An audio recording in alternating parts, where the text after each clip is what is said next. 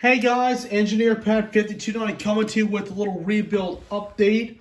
I've been working on this Santa Fe flat with the Republic trailers, and I was actually able to find a truck that actually was the same style and found another pin for it. As you can see, the trucks have been redone. Some new wheels have been put on. So I was actually able to use some parts that I had here in my parts bin. I'm going to set this up here for the time being. So you can see this one is a double trailer with the Republic car loading trailers. And the wheels have already been glued in because one of the axles on one of these trailers was actually broke. So I fixed this one with a little wood glue. This one I was able to seal with just a little bit of testers. Now, as I found the car in the discount box, one of the containers was missing, as you saw in the video most recently. This was actually in another scratch and dent box, which is like a discounted stuff. And as you can see, it fits perfectly. Okay. Fits in there like it was brand new out of the box. So, it's pretty clean. What you want to do is you can take some cement or you can take some wood glue. But this dries clear, so we're going to just use a little bit of cement. So it's not going to be holding very much. So we're just going to take just at least a little bit.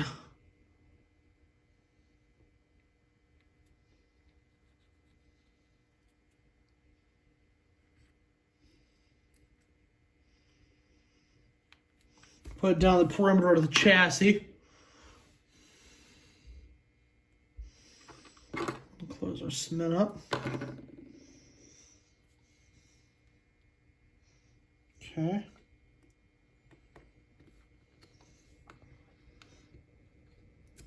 And we glue that back in place.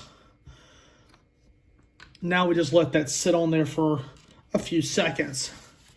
As you can see, the car rides very smoothly now. These are the 33-inch wheels, and these fit in the trucks very well. The good thing with this, the trucks are pretty interchangeable. Some of them you see with 36-inch wheels, which is fine. But sometimes the 36-inch wheels actually spread the truck apart. A 33-inch wheel truck with a 36-inch wheel will actually spread the truck apart, and it will not hold the wheels in. So just be mindful on the wheel sets that you get. Just make sure the wheels are in there pretty tight in there, just enough to say that they're comfortable. So we're going to put this one back on since this one's got the dry glue on it.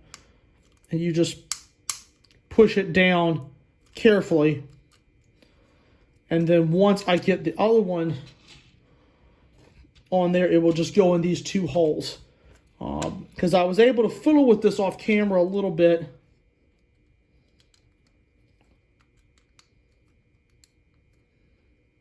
And look at there. Check it out. The car is back together. Just a matter of hunting down some parts I did off camera. Found some wheels, glued the container onto the trailer chassis, and it is good to go. And plus it's got a little bit of weathering on these trailers too, some little sticky spots on there, which is kind of cool. So this car is ready to rock and roll.